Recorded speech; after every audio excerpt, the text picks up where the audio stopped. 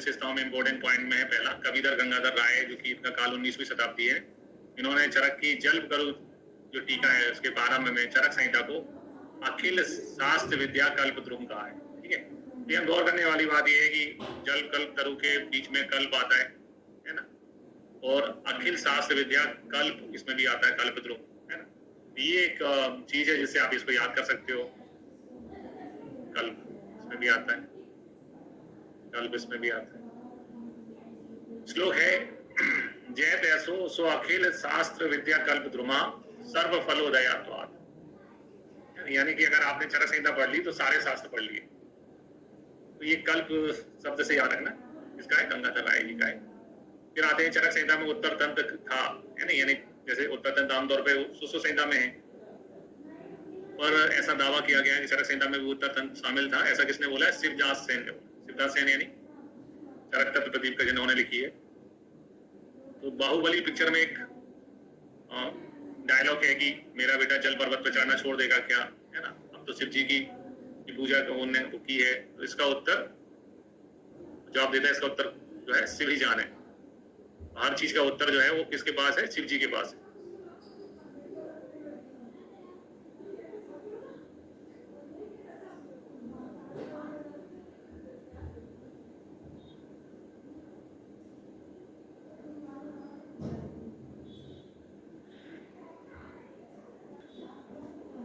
उत्तर तंत्र शिवदास, है ना, किसने बोला है? शिवदास सेन ने बोला है, ऐसा ध्यान रखना है अपन को। उत्तर के बारे में किसने बोला है? शिवदास सेन जी ने कहा है। फिर अगला पॉइंट है चरक तत्व पे चक्रदत्त जो है, इन्होंने चक्रदत्त पे जो टीका लिखी गई है, निश्चल करके टीका है, रत्न प्रभा, चक्रदत्त पर रचित निश्चल करके रत्न प्रभा टीका। ये भी अपने आप में क्वेश्चन है कि रत्न प्रभा टीका किन की है ना, रत्न प्रभा टीका निश्चल करके है।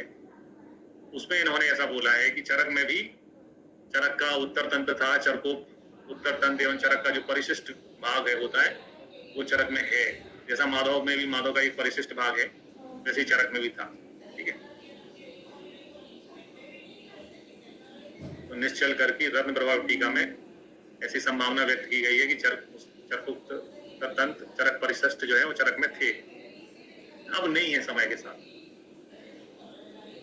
ब्रतई में चरक संहिता को मूर्धन्य यानी कि सिर के समान माना गया।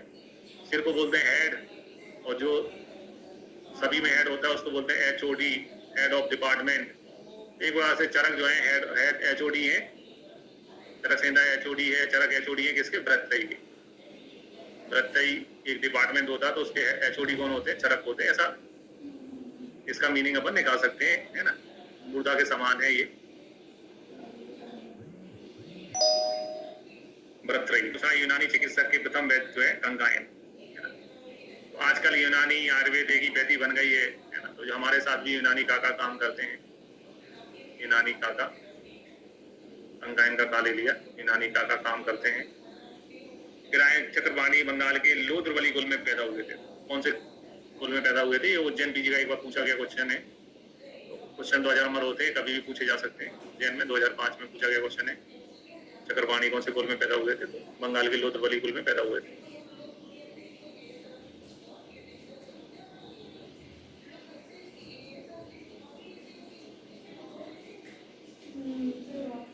अब आते हैं विशेषताओं में। तो विशेषताओं में चरक की जो शैली है या चरक का जो टाइप है लिखने का, वो भाषा उपनिषद कालीन है ना। उपनिषद कालीन कहने का मतलब है उस जमाने में जो है आत्रेय के, मतलब अग्निवेश के प्रश्न है, आत्रेय जी ने उनका आंसर दिया हुआ है। गुरु जो है वो शिष्य के साथ बैठ के अध्ययन, मतलब गुरु के पास बैठ के शिष्य जो अध्ययन करते थे,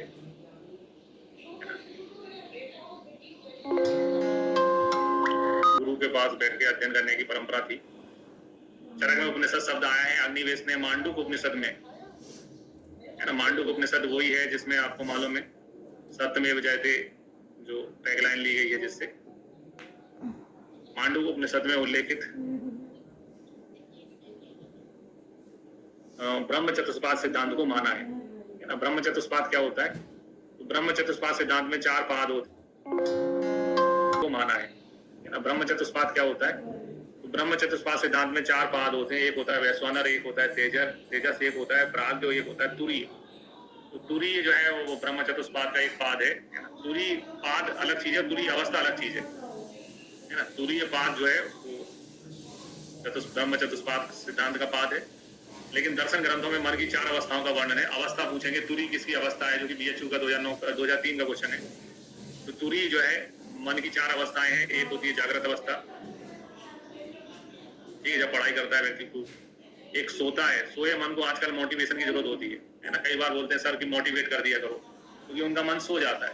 ठीक है, अभी तो एग्जाम में बहुत टाइम है, कई बस पढ़ते काम में सोचते जाना रहते हैं, ये खत्म कर लूंगा, ये इतना कर लूंगा, ऐसा करूंगा, यहाँ एडमिशन हो जाएगा, वहां फिर मैं वो ले लूंगा, पीडीएफ उठा लूंगा, यहाँ पे मैंने ये कर लिया है, सपने ज्यादा देखते रहते हैं। और चौथी होती है तुरीय अवस्था, ना सोया ना जागा। तो तुरीय अवस्था किससे संबंधित है?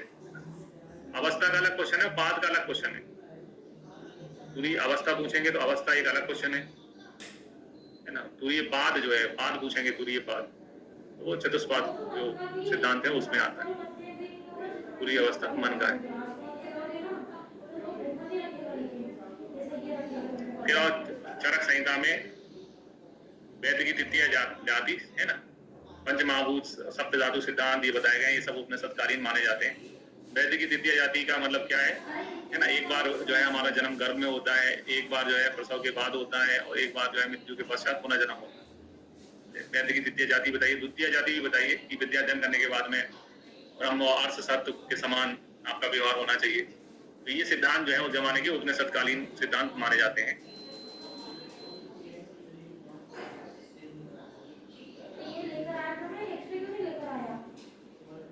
फिर अग्निवेश तंत्र जो है उसको सूत्र संग्रह और भाष के रूप में परिणत होकर चरक संहिता के रूप में विद्वान है। यानी अग्निवेश तंत्र था और बाद में वो जो है सूत्र संग्रह और भाष के रूप में कन्वर्ट होकर क्या हो गया, चरक संहिता हो गया। चरक ने द्रणवल ने अग्निवेश तंत्र के लिए तंत्र और चरक के लिए जो है विधि संस्करण के लिए संहिता शब्द का यूज किया है। अग्निवेश कृते तंत्रे चरक विधि संस्कृते, ऐसा द्रणवल का श्लोक है। फिर आते हैं नेक्स्ट पॉइंट है कि अग्निवेश तंत्र संवता 100 तंत्र के बाद का है, इसमें धन्वंतरी संप्रदाय का उल्लेख मिलता है। आत्रेय का काल अभी अपन ने पढ़ा, आत्रेय अग्निवेश का काल वो जो है वो 1000 ईसा पूर्व। जो धन्वंतरी का काल है वो 2350 ईसा पूर्व। 2350 मतलब जो आपसे पहले कोई चीज हो चुकी है तो उसके बारे में तो आप बताओगे ना आप। धन्वंतरी का काल क्या है? 2350 ईसा पूर्व है।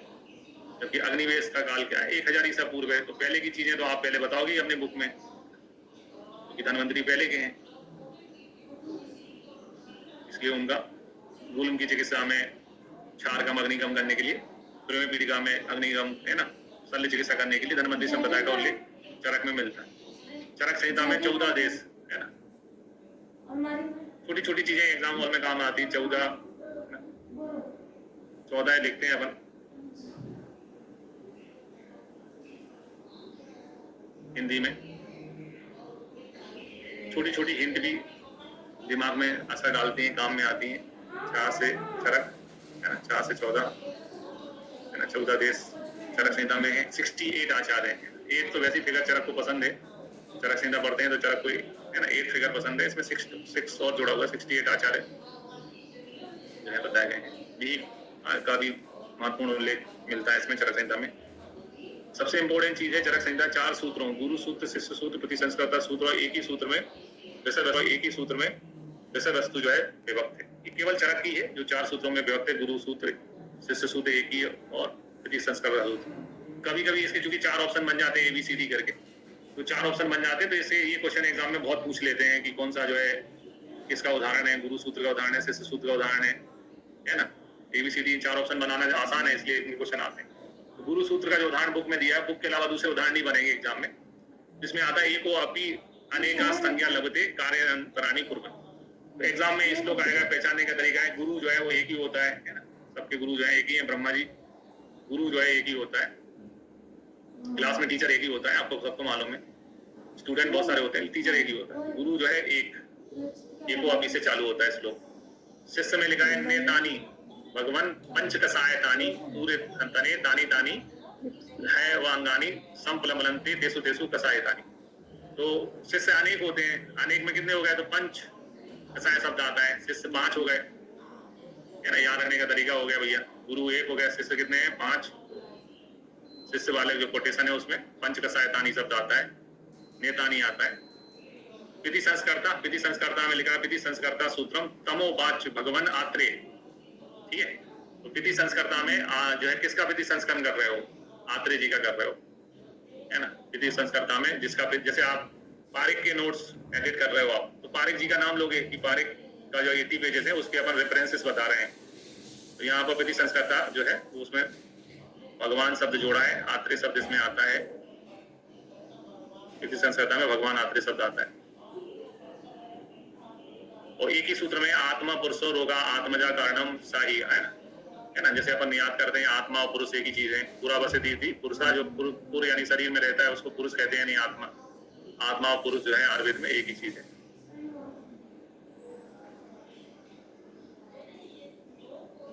तो एग्जाम में आती पहचानने की परीक्षा, डिटेल तो पूछा जाता नहीं है। तो आएगा श्लोक को पूछेंगे कौन सा सूत्र है, गुरु सूत्र है, प्रति संस्कार सूत्र है, एक ही सूत्र है। तो गुरु के में एको अभी से चालू होता है, गुरु एक ही है। शिष्य में नेतानी अनेक होते हैं, शिष्य है ना, अनेक में पंच का सहायतानी आता है। प्रति संस्कर्ता किसका हम प्रति संस्कार कर रहे हैं? भगवान आत्रेय की लिखी हुई चीजों का प्रति संस्कार कर रहे हैं। एक क्या है, एक ही कौन है? आत्मा और पुरुष। आत्मा पुरुषो शब्द आएगा तो एग्जाम में लिखा यही आएगा, मतलब टिपिकली यही उदाहरण पूछे जाते हैं, आपको पहचानना है। गुरु में एको अपी लिखा है, शिष्य में नेतानी लिखा है, पंचकसाय लिखा है, विधि का संस्कर्ता सूत्र लिखा है भगवान आत्रेय, और एक ही में आत्मा पुरुष आता है। तो ये पहचानने की परीक्षा, इस प्रकार से आप इनको पहचान सकते हो।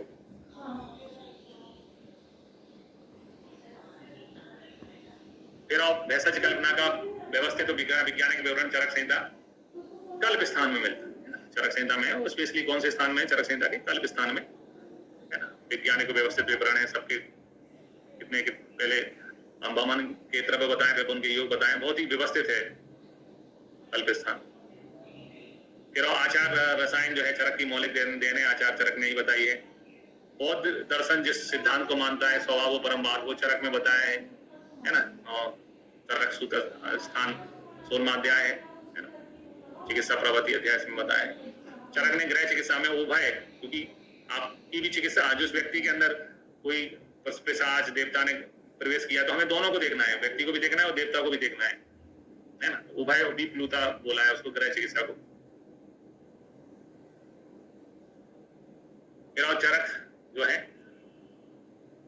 सप्त चतुष्क रूप में सूत्र स्थान का वर्णन किया गया है चरक संहिता में,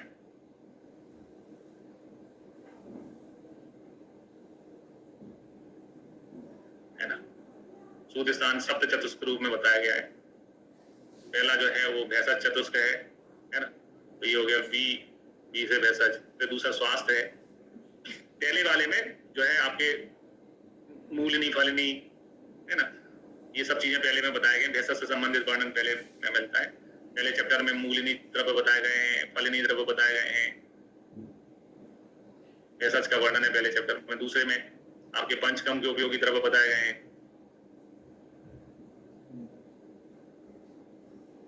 है ना। यवागु बताए गए हैं, लेप बताए गए हैं पंचकर्म में जो यवागु यूज होते हैं। फिर वो दूसरे चैप्टर में बताए गए हैं। तीसरे चैप्टर में लेप बताए गए हैं, लेप में जो औषधि यूज होती है वो बताए हैं। तो चौथे में महाकसाय बताए, महाकसाय में भी औषधियां हैं।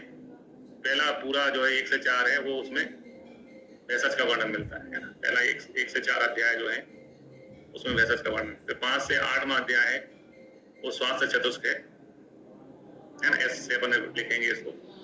इसमें आपको दिनचर्या ऋतुचर्या मिल जाएगी। दिनचर्या है, ऋतुचर्या है, धानी वेग है, ये सब चीजें, दिनचर्या ऋतुचर्या व्यायाम धानी वेग, ये सब चीजें जैसा चतुष्क बताइए। फिर 9 से 12 जो है निर्देश चतुष्क है। निर्देश यानी कौन से सुख साध्य रोग होते हैं, कौन से कच्चे साध्य होते हैं, वो अपन यहाँ पढ़ते हैं, है ना। साध्य रोग कौन से होते हैं, कच्चे साध्य कौन से होते हैं, असाध्य कौन से होते हैं, है ना। ये सब चीजें अपन इसमें देखते हैं। रोगों के रोग मार्ग देखते हैं। फिर आओ 13 से 16 जो है पंचकर्म से संबंधित है। स्नेहन स्वेदन पवन विरेचन, है ना। पंचकर्म की कल्पना इसमें बताएंगे। एल साइलेंट है, BSNL लिखते हैं तो एल आता है। एल यहाँ पर साइलेंट है, एल का प्रयोग नहीं है। फिर आ जाता है के से कल्पना। कल्पना में पंचकर्म की कल्पनाएं बताई गई हैं, है ना। स्नेहन स्वेदन है, पवन विरेचन है, ये सब चीजें बताई गई हैं चैप्टर्स में। फिर आओ 17 से 20 जो है रोग के बारे में, रोगों के भेद यहाँ पर लिखे हैं KNCC अध्याय में, है ना। रोग चतुष्क है रोगों के भेद बताए गए हैं, KNCC अध्याय से लेकर महारोग अध्याय तक रोगों के नानात्मक सामान्य भेद सब भेद बताए गए हैं। योजना में लंघन भ्रंगण करना है, संतर्पण अवतर्पण करना है, ये सब 21 से लेकर 24वें चैप्टर तक बताया गया है, किसका लंघन होना है, किसका संतर्पण होना है, किसका अवतर्पण होना है। योजना में लंघन भ्रंगण अवतर्पण संतर्पण ये सब चीजें योजना बताई गई इनकी। और अन्नपान चतुर्थ जो है 25वें चैप्टर से हितम द्रव आते हैं, एकल औषधियां बताई गई हैं। और उसके बाद में है ना 27 में अन्न वर्ग आता है, 25 से 28 तक जो है अन्नपान चतुर्थ चलता है। और उसके बाद में संग्रह 2 अध्याय होते हैं। इस प्रकार से BSNL क्रिया है ना, ये पहला भेषज हुआ, दूसरा स्वस्थ हुआ, तीसरा निर्देश हुआ, चौथा जो है क्रिया हुआ, 5वां रोग हुआ, 6वां योजना हुआ और 7वां अन्नपान हुआ। BSNL क्रिया करके हमको याद रखना है। BSNL क्रिया से इसको याद करना है। B का मतलब है भेषज, S का मतलब है स्वास्थ्य, N का मतलब है निर्देश, L साइलेंट है, K का मतलब है क्रिया कल्पना, R का मतलब है रोग, Y का मतलब है योजना और A का मतलब है अन्नपान। BSNL क्रिया करके याद करना है। इसके भी बहुत सारे क्वेश्चन बनते हैं, कौन से में किसका वर्णन है, इस टाइप से क्वेश्चन बनते हैं। और लास्ट के 2 संग्रह अध्याय हैं जिसमें 10 प्राणायाम और अर्थे 10 मामूली 29 और 30 चैप्टर आते हैं।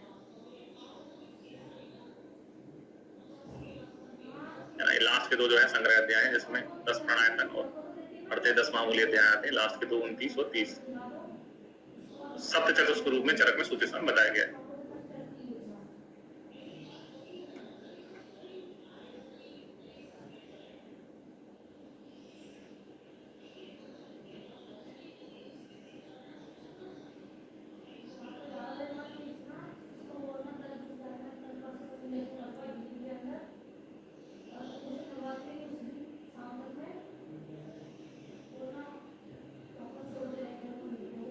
इसके बाद में आते हैं चरक संहिता में 7 जगह संभाषा परिषद का उल्लेख है। संभाषा परिषद जैसे आजकल सेमिनार होते हैं है ना, इस टाइप की चीजें अपन उस जमाने में संभाषा परिषद होती थी। किसी चीज पे कोई विवाद रहता था तो उसका डिस्कशन होता था। तो चरक संहिता में ऐसा 7 जगह संभाषा परिषद है। सूत्र स्थान में 4 जगह है, सारी स्थान में 2 जगह है और एक जो है सिद्धि स्थान में। टोटल 7 जगह संभाषा परिषद हुई है। तो सूत्र स्थान में पहला चैप्टर दीर्घ दीप्ति चैप्टर, इसमें भूलोक में आयुर्वेद का अवतरण कैसे हुआ उसके लिए संभाषा हुई है कि आयुर्वेद कैसे आया, ब्रह्मा से दक्ष प्रजापति, दक्ष प्रजापति से अश्विनी कुमार से इंद्र, इंद्र से भरद्वाज पे आत्रेय आदि ऋषि। बात कला कर लेते हैं। बात की कला और अकला यानी बात के गुण दोष का वर्णन किया गया है ना। यज्ञ पुरुष अध्याय में पुरुष यानी आत्मा की उत्पत्ति किससे होती है वो बताया गया है। आत्रेय भद्रकाव्य अध्याय में रस की संख्या कितनी होती है ये बताया गया। तो ये जो है 4 सूत्र स्थान में है। पहले में आयुर्वेद अवतरण, फिर बात की कला अकला के बारे में, फिर पुरुष उत्पत्ति और रस कितने हैं संख्या में, ऐसे करके 4 जो है सूत्र स्थान में हुई। फिर सारी स्थान में गर्भाक्रांति, शरीर में गर्भ की मासान उष्माशक वृद्धि में सबसे पहले गर्भ में क्या उत्पन्न होता है उसके बारे में है ना, अलग अलग आचार्यों ने अलग अलग बताया है। शरीर विषय सारी अध्याय में गर्भ में सबसे पहले किसकी उत्पत्ति होती है, सिर की, हृदय की, हाथ पैर की है ना, ये सब चीजों की संभाषा परिषद हुई है। फल मात्रा सिद्धि अध्याय में कौन से रोग में किसकी फल बस्ती श्रेष्ठ है ना, वो बताया गया है। फल मात्रा सिद्धि अध्याय 11वां अध्याय है ना, उत्तर उसमें सिद्धि स्थान में। और इसमें फल मात्रा कौन से फल की बस्ती किस रोग में उपयोगी है उसके बारे में बताया गया है। इस प्रकार से सूत्र स्थान में जो है 4 जगह, सारी स्थान में 2 जगह और 1 जगह जो है सिद्धि स्थान में संभाषा परिषद हुई है। टोटल 7 जगह संभाषा परिषद चरक में बताई गई है। इसके अलावा जैसे आजकल तो व्हाट्सएप में ग्रुप बनते हैं, लेकिन चरक जी का चरक क्लब जो है उसकी स्थापना 1898 में न्यूयॉर्क में प्रोफेसर आसलर द्वारा की गई थी। तो चरक क्लब जो है वो प्राचीन है, बहुत 100 साल, 1.25 साल भी पुराना हो चुका है।